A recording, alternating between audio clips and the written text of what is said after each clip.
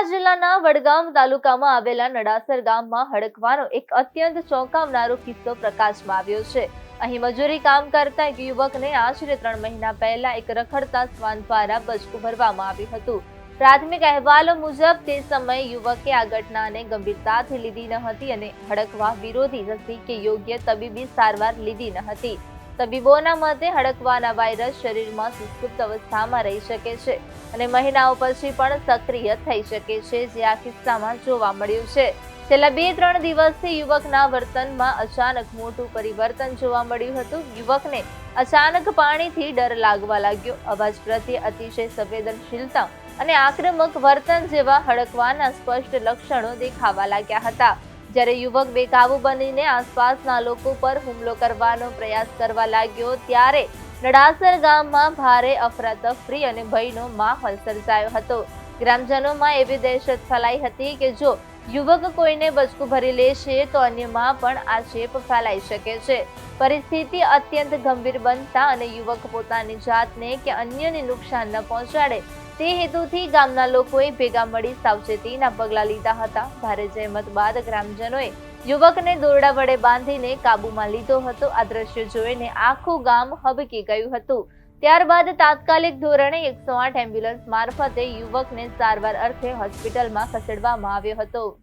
જો સૌથી પહેલી વાત કે જે આપણે જૂની માન્યતા છે અથવા આપણે જે જગ્યાએ બોર્ડ જોઈએ છે કે કૂતરાથી સાવધાન અને બીવેર ઓફ ડોગ, તે વસ્તુ સાચી છે।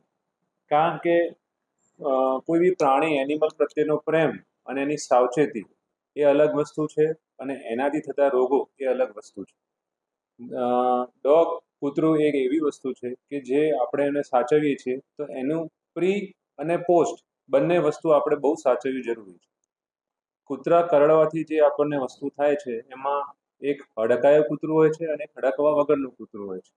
બંનેમાં વેક્સિનેશનની જરૂર પડે છે।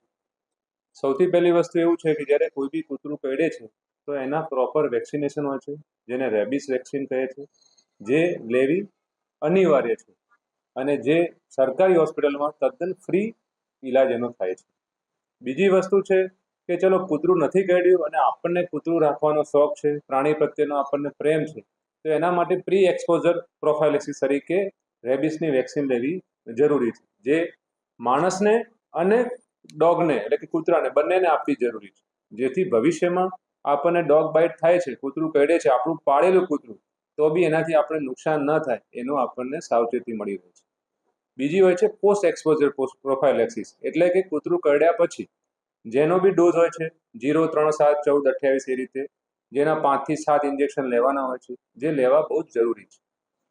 ત્રીજી એક વસ્તુ આવે છે કે જો કૂતરું બહુ જ કરડ્યું છે અને બહુ જ ઊંડાણ સુધી કરડ્યું છે, જેમ કે મસલ છે, મસલના અંદરના સુધી પહોંચી ગયું છે, તો એવા ટાઈમે રેબિસ ઇમ્યુનોગ્લોબ્યુલિન કરીને રોગપ્રતિકારક શક્તિ વધારવા માટેનું ઇન્જેક્શન આવે છે, જે ઘાની આજુબાજુ જ લેવાનું હોય છે, જે બી લેવું બહુ જ જરૂરી છે।